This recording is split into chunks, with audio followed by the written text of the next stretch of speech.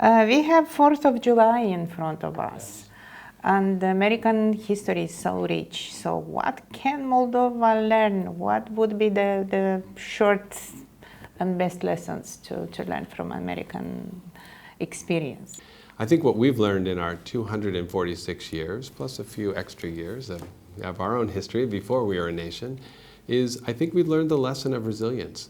And we learned the lesson of staying together, the importance of finding common ground. So resilience, first and foremost, we've all been through difficult times. And as we mentioned, we started this discussion. It's been a difficult time in the last months and year, really, for the Republic of Moldova, for many of us around the world. The United States has also had difficult times. Obviously, in more recent times, think about we had a civil war, that we're still around. And the fact that we came back together and that we know that we're stronger altogether is still really important, I'd say, to every American. So that's the lesson, resilience. How do you come back up when there's a difficult time? How do you get back on your feet? How do you make sure your society survives and thrives? And I think that would be our real lesson that I hope, if there's something we could share with the world, including the Republic of Moldova, that there may always be tough times, but being resilient, finding a way to make your society resilient is really important. Why it is important for American government to help Moldova with fighting corruption, and why does it mean for an American to see in front of you a corrupt judge or prosecutor? I think it's something we work on all around the world because we really do believe very strongly in the rule of law. We think that's an important fundamental basis of any modern society, and frankly, on this special day on July 4th, that's actually what we think about. When you think about the Declaration of Independence, you think about inalienable rights, you think about the reason that our founding fathers, in this case, hopefully mothers too, but founding parents, how's that, have really tried to make sure that we have a society that's based on rule of law, that's based on people not having to go in front of a corrupt judge or in front of a court that won't safeguard his or her interests. That's really important to us. And because we believe very strongly that every country around the world, when they're a democracy, when rule of law exists, it's better for those citizens, but it's also better for the United States because then Americans have partners who are democratic states, who are non-corrupt societies, non-corrupt systems. They're the partners we know are stronger. And we know that from our past history. Our partners have always been stronger and strongest when they're democracies, societies who respect the rule of law. We had seen that you have good communication with Gagauzien authorities, with Transnistrian authorities. Usually or citizens from there, being maybe disinformed, are reluctant to European perspectives and maybe to USA. How do you see the dialogue with these regions? How can we improve things for all the citizens of Moldova? It's improving things for all the citizens of Moldova, and that's something that the United States is committed to. You're right, I've been lucky enough to visit Gagauzia several times, and once as well to Tiraspol. When I think about the Gagauz relationship, it's obviously a special relationship within the Republic of Moldova. We've been eager to find ways, just as we have in the rest of the Republic of Moldova, to find ways to help people, especially young people, who want to stay there, to improve on education. Think about the TechWell Center that just opened from USAID at the university in Comrat. That was a big step forward to say, look, there are activities, there are ways that you can stay here. We have an American corner in Comrat. We can also work with, we've had an English language teaching fellow there, which has been very helpful, I think, for these communications. So we've been eager to find ways to support the interests of the people of Gagauzia, to find new investment, to find new perspectives, to find new ways to stay and continue to work. When I think about the Transnistrian region, it's obviously an area that is more complicated. We are still a strong supporter of the OSCE 5+2 process. We know the complications with 2 of the 5 at war with each other. It's hard to think about what you might see in this near term of Russians and Ukrainians sitting down with the other partners, the other negotiating partners, as well as the observers, to talk about the future of the Republic of Moldova and the Transnistrian region and how do both banks of the river get along. But on the other hand, we see that 5+2 process continues.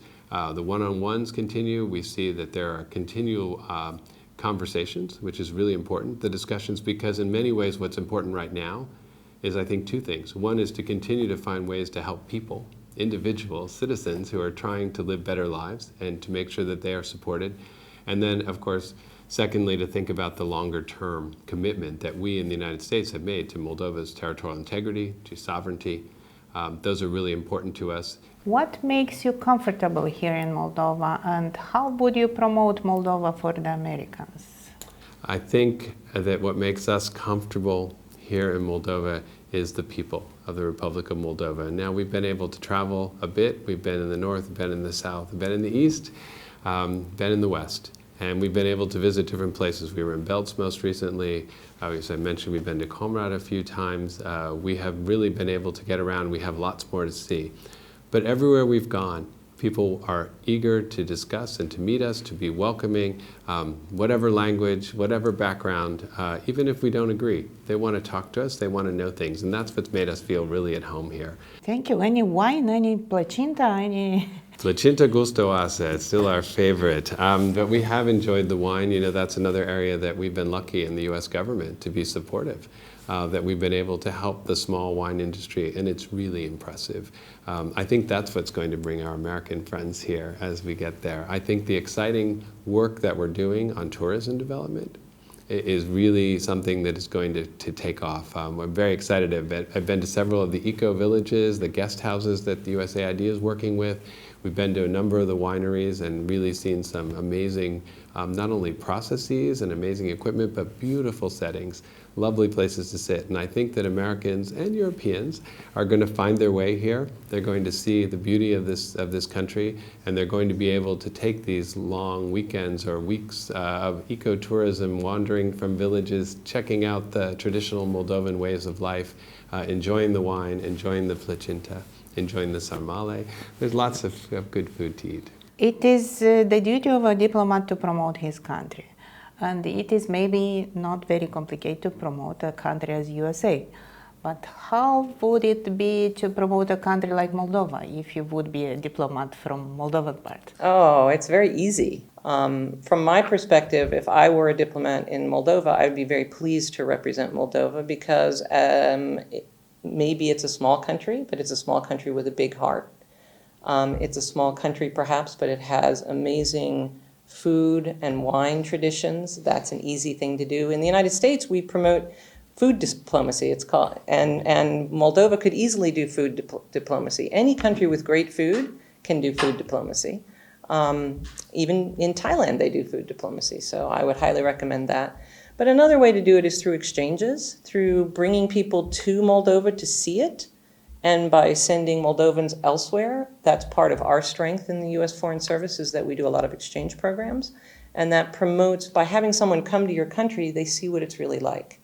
My specialty in the Foreign Service was public affairs and doing press and cultural affairs.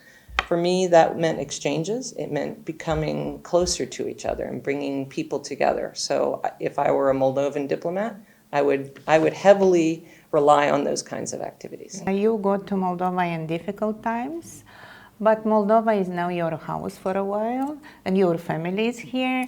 So what makes you feel home in Moldova? Well, home is where the heart is, isn't that correct? So home is where we come, we bring our dog, we have our dog here, we have our son here, but really it's about getting to know people. And so the first things we tried to do, the very first thing we did here was to take a historical tour of Chisinau with a historian. And we walked around, it was February, it was a little cold, but we marched around Chisinau with an historian who talked to us about the history of Moldova, the different buildings, the architecture, the political history, the religious history, the cultural history. And you first start feeling like you understand a place when you learn about its history and its culture. So that's the first thing that we did, and that made us feel like we could relate, because we were finding things that were common in our history or common in our cultures. So that was our first step. And then the next step is to invite people into your home, because the more people you have in your home, the more friends you develop, the more contacts you develop, and the more you feel like you have a family wherever you are. We've lived in many different places in the world, and we've quickly learned how to settle and reach out to local friends